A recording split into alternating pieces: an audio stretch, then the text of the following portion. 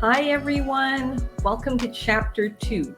This is going to be a little shorter than chapter 1, so I hope you guys bear with me here.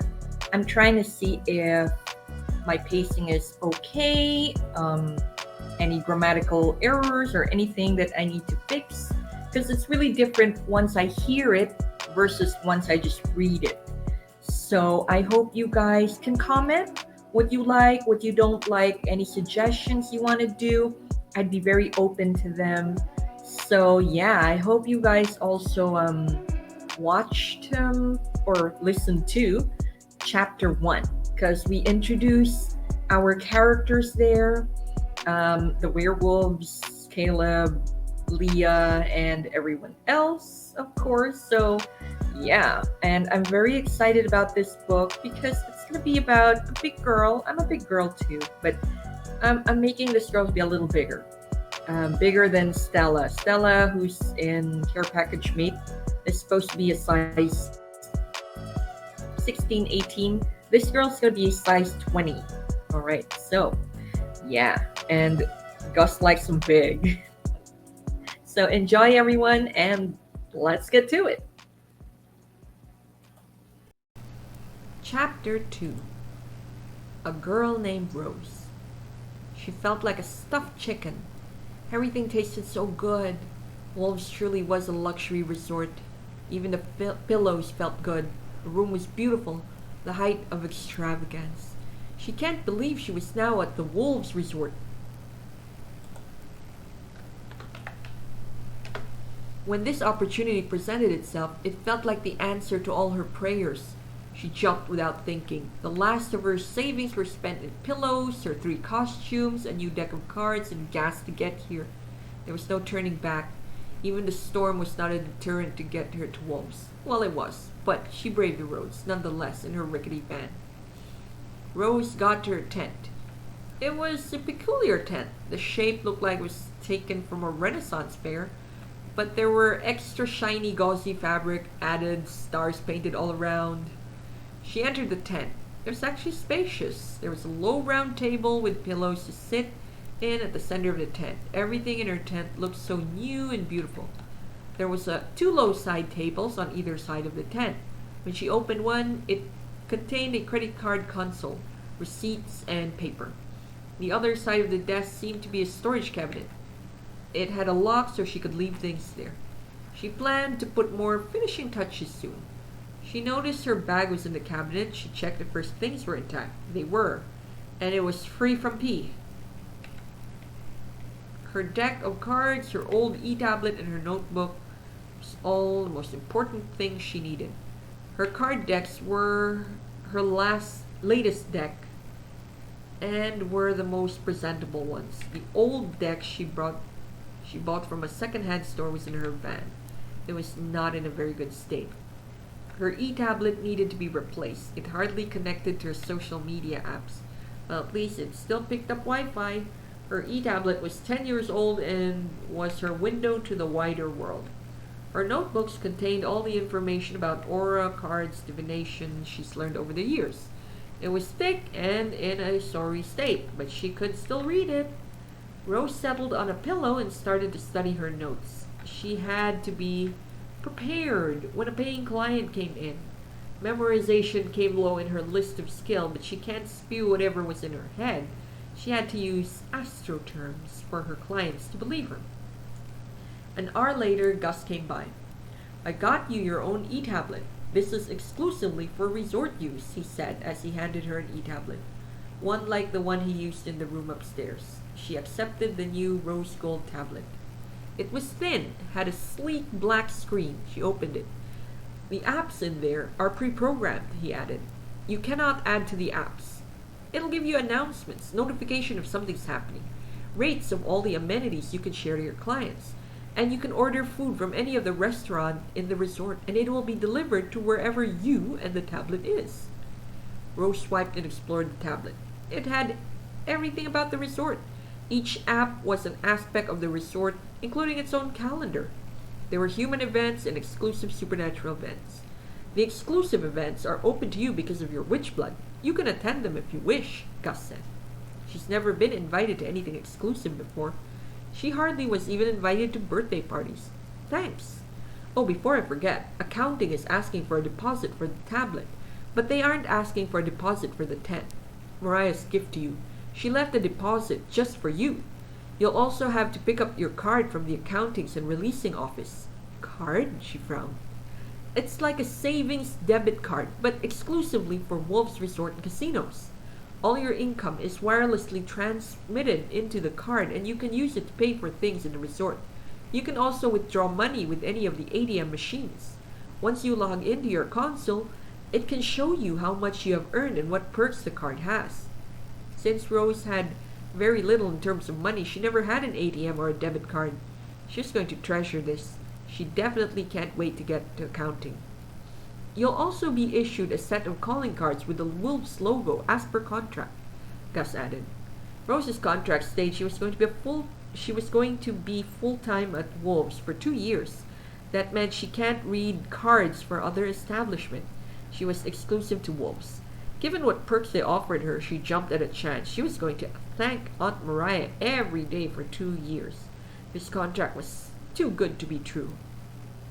What do you think of the tent? Gus did mention that he himself built the tent and decorated it himself.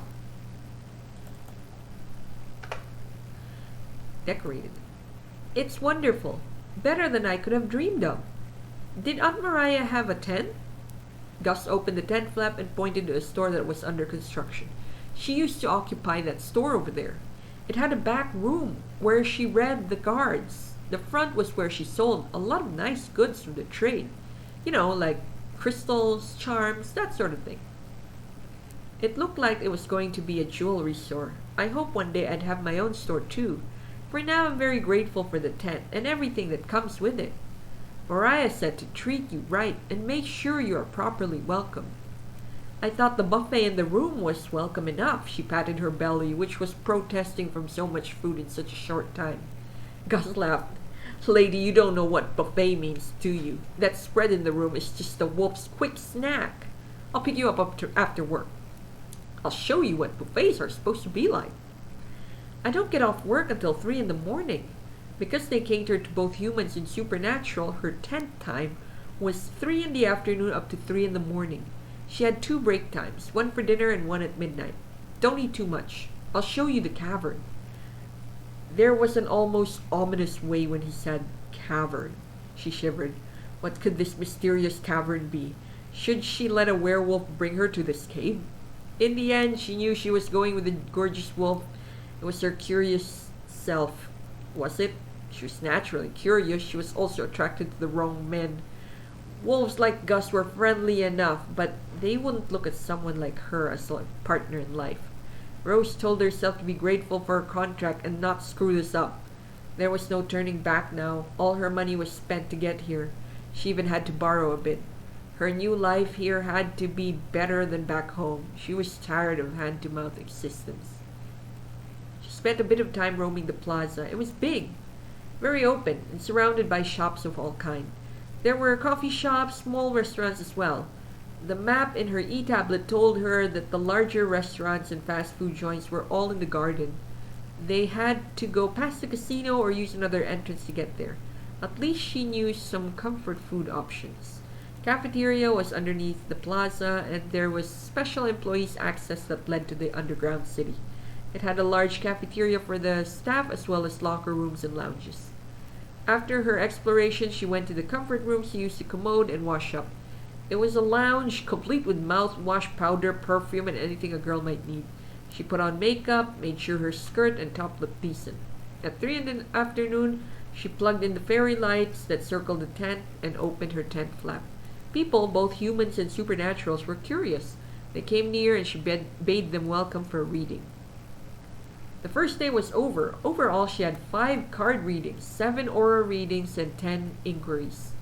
This was actually more than what she did in a week back home. Reading cards here in the heart of the metro was different than reading back home. She had to be very professional here. She could also charge higher, and they wouldn't bat an eyebrow. She charged times 4 of what she usually charged back home.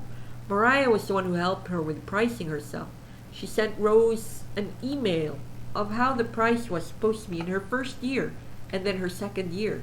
If she did well, she could slowly raise her rates until she reached Mariah's level. Ready? Gus entered the tent. He smelled of paint and was missing his suit jacket. I can give you a tour of Wolves first before we eat. Are you hungry? I'm not that hungry yet, she answered. Rose tasted the food at the employees' cafeteria that evening. It was more like a food court than merely an employees' cafeteria.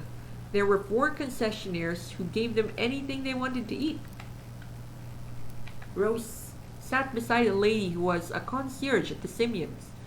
She told Rose to eat slowly and at a pace. People were known to have gained 10 pounds in a month here at Wolves. It was the reason why Marcus gave them a gym and actually required all employees to put in 2 hours a week to keep fit. They also had a biannual team building where all employees compete in physical sports. Humans had to keep up with supernatural employees. Nobody complained. Marcus took care of everyone equally.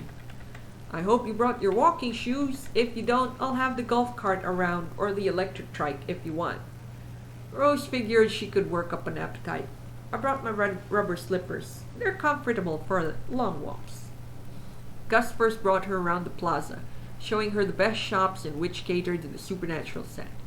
Rose supposed she should consider herself supernatural even if she had only a few drops of witch blood in her ancestry.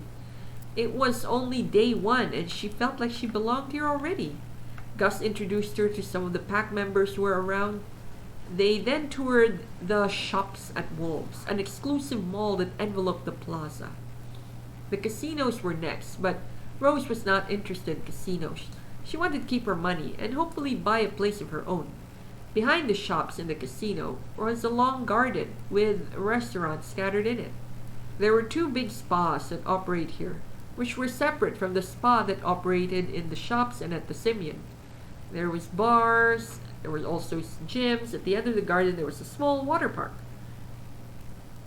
It had its own hotel that catered to families. Gus told her they were in the process of building an aquarium and a proper marina. The pandemic slowed down its paperwork, so Marcus rescheduled the building to mid-next year. The resort was surprisingly big. It was sustained.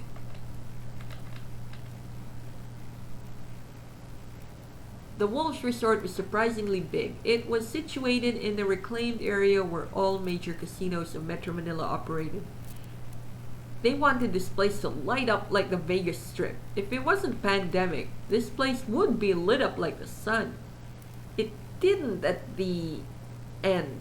It didn't end at night because it catered to nocturnal guests. The Wolves Resort was surprisingly big. It was situated in the reclaimed area where all the major casinos of Metro Manila operated. They wanted this place to light up like the Vegas Strip. If it wasn't pandemic, this place would be lit up like the sun. It didn't end at night because it catered to nocturnal guests. They were free to be themselves at Wolves. Rose was beginning to sway on her feet. It had been a long day, and it was full of excitement. Gus took an electric trike and drove her back to the Simeons, then the cavern. The cavern was in basement 2 of the Simeon. It took up nearly the whole floor, and that said something. Everything at the Wolves Resort was connected underground. There were 7 levels of basement that mazed around the property. Many of the workings of Wolves were never seen by its guests. Gus promised to tour her through the other levels of the basement one day. Rose looked up. So, she thought, this was the cavern. It had a rock facade to simulate the cave look. Rose was not prepared to see the reason why it was called the cavern. The cavern's ultimate buffet. Inside, there were rock pillars, low mood lighting, stone features, and lots of greeneries. The buffet table took up space in the middle. It was made of stones piled on top of each other to form an altar. No, this was not just an altar. It was a mountain top with food of all kind. The cavern specialty was grilled meats. Ready? For what? For how wolves have buffets. The werewolf smiled and put on a bib. He was watching her every move, every morsel she put in her mouth. It made him want to growl, howl, and just, what, eat her? Gus wanted to do something. Anything. Marcus was right. He was in need of a mate. He had better find one soon, otherwise he would devour any lady on sight. Rosella was not bad looking, she thought. She was curvy, medium height, soft dark hair, skin like milk chocolate, maybe a little more milk than chocolate. She enjoyed eating as much as any wolf. He growled. Whoa, Gus, I'll have more ribs out soon. Rick, a younger pack member muttered as he passed by Gus. Usually the younger packmates trained under the older ones. Rick trained in the food and beverage department. He was set to take over this branch of wolves as head of F&B. Ribs came flying out. Gus was still staring at Rose. She was helping herself to the dessert table. There wasn't any cheesecake tonight, but at least the chocolate fountain didn't clog, and there was chocolate cake and other delectable section in the patisserie. She ate with great gusto, savoring every morsel that touched her lips. Gus appreciated a woman with an appetite, who wanted to be on a date when with said date only eating air and water. Werewolves were notorious in feeding their mates. Werewolves with thin mates got a ribbing on how they don't feed their mates enough. It would be an insult, especially to a business pack. It means they didn't make enough money to support their loved ones. There was something about her, he decided, but knew he couldn't act on anything. If he made the wrong move, Mad Mariah would kill him, or hex him, which was worse. If Mariah didn't, then Marcus would. He decided he'd be nice to her. She needed a friend, being new to the big city. He also wanted her to read his charts like Mariah did. She smiled back when she brought a plate full of dessert. He was grinning from ear to ear with a plate full of ribs. Don't be shy on my account. Get more ribs, he said. I'll pace myself. I've never eaten anything so good. She hasn't. Food at Wolf's was world class. Marcus invested in the best. Ingredients were organic, the chefs were world class, and the presentation was ethereal. Chefs were professionally trained. And the presentation was ethereal. Welcome to Wolves, Rose. They came out of the cavern at 10 in the morning. Rose felt like she was going into a food coma. I can't believe we spent 6 hours in a buffet. Gus laughed as he used the bib to wipe his face. I told you, nobody knows buffet like a wolf. And wolves have the best buffets in town. Buffets, plural. Rose sighed. She was so full and her second day was only beginning. It's 10 in the morning. It's too late to go home. Is there any place I can shower? The card can open any doors to any of the amenities. Swipe your card at the entrance to use the gym. The gym has a shower block. Or you could use mine in my unit. Gus didn't know why he said that. Rose grinned, but shook her head. Probably best to use the gym. That way I could also do some workout. He nodded. Great idea. I'll join you. Where are your things? In my van. All her things were in her van. Her whole life was in her van. There was nothing to go back to at home. I'll meet you in the gym. Sure. Rose ran to the parking garage. She opened her little van. She had 3 bags and 4 boxes, the extent of her life. At least it was safe. She was assigned a parking space. She was grateful it was in the dark corner of the basement parking, so she could chill in her van if she needed to sleep. It had a tough 4-day drive. She was grateful to sleep anywhere. Or faint. Now it was time to earn her keep. First, she needed a workout. One lunchtime of pigging out has already made her skirt stretch. It's a good thing the material had some stretch in it. Had some garter in it. When she got to the gym, there were people already inside. It could only host half its capacity because of safety reasons during the pandemic. She was allowed inside after her temperature was checked. Rose used the treadmills, then the ellipticals. She decided not to push things. For one thing, she hardly worked out in her life. Secondly, she was full and nearly bursting. Being with Gus was dangerous. He ate a lot. While she did her ellipticals, the nutritionist came. Although not a werewolf, she was a pack member. She interviewed Rose on her eating habits and medical condition. So far, for a woman of her size, she had no diabetes, hypertension, and other problems. But it wouldn't be far along if she ate like Gus every day. The nutritionist said she'd email her a diet plan after her medical checkup. Rose thanked her and went back to her workout. Minutes later, Gus joined her. His workout was intense. Rose supposed he needed to burn all those calories. She could see his biceps bulging as he pushed the weights up. The man was ripped. He wasn't a man. Gus was a werewolf. She'd never been up close and personal to one before, but now that she was at Wolves, they were everywhere. Meeting Gus, Marcus, and Caleb felt like coming home. She wasn't scared of them. In fact, she felt safe. This opportunity at Wolves promised to be something different. She was in a different environment, away from everything she knew.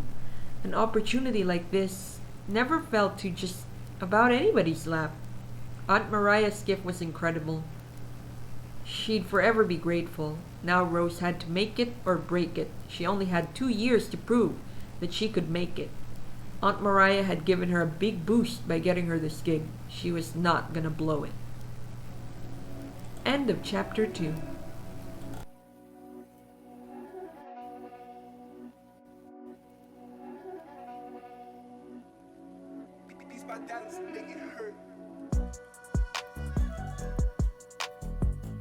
Hi everyone. I hope you enjoyed that. I certainly enjoyed writing it, and I hope you join me for tomorrow as I read another chapter of Big Bad Wolf meets Big Beautiful Mate. So bye for now, and I hope to see you guys tomorrow. Thank you everyone, and please comment down below what you like, what didn't you like, any suggestions. This book is not yet finished. Thanks everyone.